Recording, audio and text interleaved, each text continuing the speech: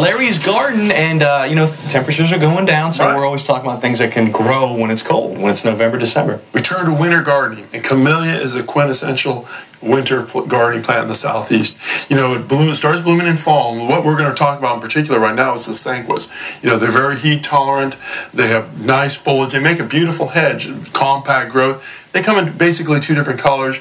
You know, here's a pink right here. It's a beautiful double bloom, semi-double bloom. It's gorgeous. I mean, look how vibrant that is. Yeah, and some of them actually have fragrance. Some of the sanguas have So I can smell these. This particular one, I didn't bring any ones that have fragrance. They're blooming. Oh, okay, all right, okay. Sparkling burgundy, you know, very upright, you know, a couple shearings on them, slow grower. So this is a plant that you want to plant in your landscape. You want collar, it is lustrous green foliage. Will these outgrow the pot? Yes, definitely. And then you can put them in containers, and then low amount of pruning. You know, you try to keep your pruning down to, you know, one time a year.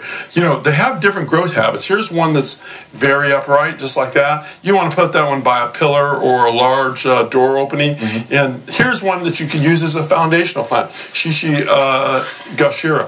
You know, it's more of a spreading. You see that's opening. It's opening up in its growth. You know, some of the unique things you can do with camellias. We were just talking how much you love this one right here. I just love the on the trellis. Yes. You know, you could, if you have a small opening and maybe a bare wall, you can put a trellis and then espalier the camellia there, and it's just a spectacular plant, and you know, it looks good for years. So it'll actually grow on this? Yes, grow. You just tighten it right down on that, and then you're trim it down, and it will go flat and level. That's neat. You know, some of the problems camellias have is going to have a T scale. You know that this is how T comes from camellia.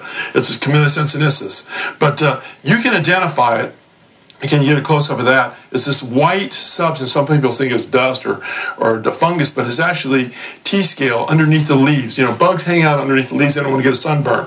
But when you notice that, you want to go to Ace Hardware, and they have this great product. You know, it's a systemic insect drench, and you mix it with water, and you pour it on the plant, not spray it on the plant. So this is going to pour it. And you take you make your calculation, follow directions, and then dump it on the plant, and you have about 9 months to 1 year protection. Instead of dragging up the pump-up sprayer, spraying under the leaves, spraying on top of the leaves, it really relieves the issue there. Another issue that they have sometimes is spider mites, and you can tell how the leaf looks versus a healthy leaf. It gets kind of a grayish, limey green, and what you're going to notice is that it's kind of a silvery two-color.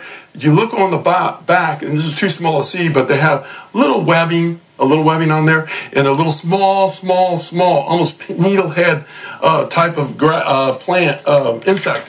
How you can tell is you just take your white piece of paper, I'm borrowing your script here. That's okay. And tap down on it, and you'll see a bunch of red bugs, very small red bugs, spider mites. Same thing, systemic insect control, and you're going to be in great shape. Yeah, we don't like those, right? No, it's not good. And for 9 months protection, Fertilome has that, which is unbelievable. I used to have to pump up spray, you know, 3-4 times. You know, camellia is like acidic soil, so you want to make sure that you either use pine bark or pine straw. You can mix it in slightly in the soil, and they'll do wonderful with that type of mixture.